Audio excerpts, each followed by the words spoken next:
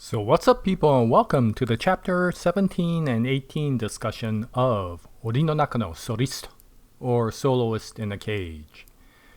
Yeah, so chapter 17 came out a little more than a week ago, and chapter 18 came out a couple of days ago, so yes, I am falling behind in my discussions, and I apologize for that. But these two chapters do go well hand in hand, so I'm going to pretend like I actually planned this right from the beginning, and I will do both chapter discussions in this one video. Now, as always, I will be leaving a link to both of these chapters that are currently being shown on the publisher's official website, Manga Plus, for free to the North American audience. So if you're interested, go take a look at it. Now, I am going to discuss chapter 17 first, and then I'll go into chapter 18. So what I would suggest is either you go read both of them before you see this video, or at least see each one of these chapters before going into their corresponding discussions. And I will notify everyone when I do switch from chapter 17 to 18.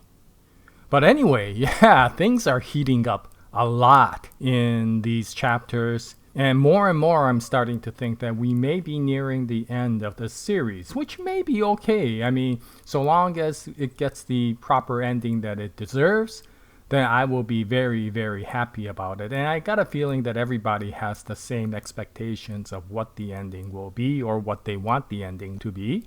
And I'm hoping that the author is empathic enough that as much as this is a dark manga, the ending will go the way we hope.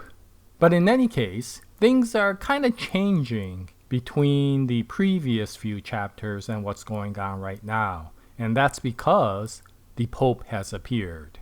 Yes, the Pope has appeared at the end of chapter 16, bringing his apostles and the cult with him. And he shot Chloe at the end of that chapter. So now we're beginning chapter 17. And we're starting to, of course, see that everybody's realizing what the Pope's motive was, which is to basically get out of the prison, leaving the kids and the Inquisitors behind. And of course, that means Delta and Chloe. And of course, Delta and Leo both had their suspicions that the Pope would do so. But of course, now it's being confirmed. And chapter 17 starts out with this entire kind of monologue by the Pope, preaching away at how he is going to leave them there. And in fact, he not only wanted to abandon these groups, he basically schemed to have these groups go against each other. So some of the reasons why Delta and Chloe are fighting each other in chapter 16 and 15 came about through the planning that the Pope had to make sure that these two groups were eventually going to go against each other. And by doing so, they would weaken, and in so doing, that will give the cult the chance to take them down. And of course, the first thing the Pope does is to command his apostles to gun down Delta, because of course he is the biggest threat to their escape. And once Delta is down, then he goes to Leo, who he still needs to be able to pilot that ark, and starts preaching to him about how they need to leave, and it is God's will basically for him to pilot them to their freedom. And of course, watching all this massacre and listening to this crazy monologue, Leo is starting to realize that whatever happens, at all cost, this man cannot leave the prison. If he does, there will be so much problems outside in the world. And of course, we find that Delta, as much as he's been shot, is not dead, and he cannot forgive the cult for their actions. And joining up with Chloe, he's starting to understand that neither one of them will probably get out of this alive. But in so saying, he is implying that whatever happens, he will be dragging the cult down with him. And of course, this raises a death flag at the end of chapter 17. And of course, the death flag for Delta is pretty obvious, but the one we worry about is Chloe. How is she gonna fare at the end of the story? And of course, that brings us to chapter 18. And before I go on, I just wanted to mention once again, for anybody who hasn't read chapter 18, you might want to stop this video and go take a look at it before continuing to watch. But in any case, yeah, things are going bad for both Delta and Chloe and even for the kids. But luckily, right during that entire event, of all people, Tricot and her crew popped their heads up from a manhole and they're like, oh, what the heck is going on here? And of course, the apostles, noticing them, kind of hesitate for that little moment. And of course, with Sebastian being with Tricot's group, Chloe notices him and immediately starts telling everyone to run towards the airship.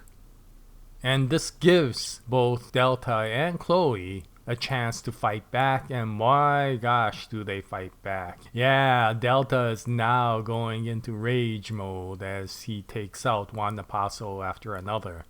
But despite, of course, their battles, there's so many apostles, and because they all have guns, this is going to be a brutal fight. And of course, by chapter 18, we do find out that the death flag for Delta is real. Yeah, if the author was going to put up a death flag, I would expect that he will be the one that will be receiving it. Now, Chloe, of course, is still in trouble, and the kids are trying to get the airship ready to go. And of course, all the apostles, regardless of what happens to Delta, are now closing in on Chloe. But what's interesting is, of course, Leo is noticing this, and although there is no communication, somewhere along the way, through a spiritual connection, Chloe, despite being so battered down, gets one final desire to push forward, and being led by Leo's spirit, somehow gets through the apostles.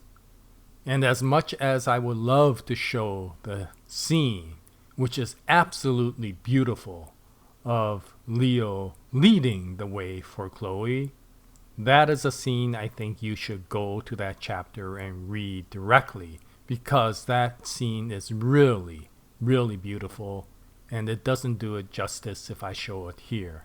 But in any case, the airship finally gets off the ground, and who is in there? How did they get away? And what really happened is again something that you should go read the chapter rather than hear it from me. So I am not going to describe what happened at the final part of the chapter and who exactly finally made it to the airship. But the airship is finally flying, but they're not out of danger yet because of the fact that the guards of the prison city are now alerted to their escape.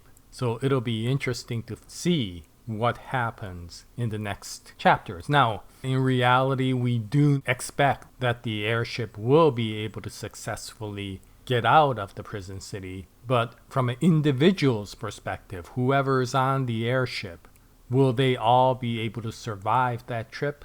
That is still to be seen. But in any case, this is getting to a completion of this arc, and I got a feeling that considering the fact that this is the entire purpose for Chloe to go into the prison city again, I think we may be nearing the end of the series. Now, if the author's interested in continuing on beyond this escape, I will be absolutely happy to read on because this author is so good at making beautiful stories within the Soloist in the Cage series. But in any case, it will be interesting to see how it goes on, and as new chapters come out, I'll continue to bring out more videos, and I hope you join me at that time. But thank you very much for listening once again, and until the next episode, happy manga reading, and as always, Jaya, nice day everyone.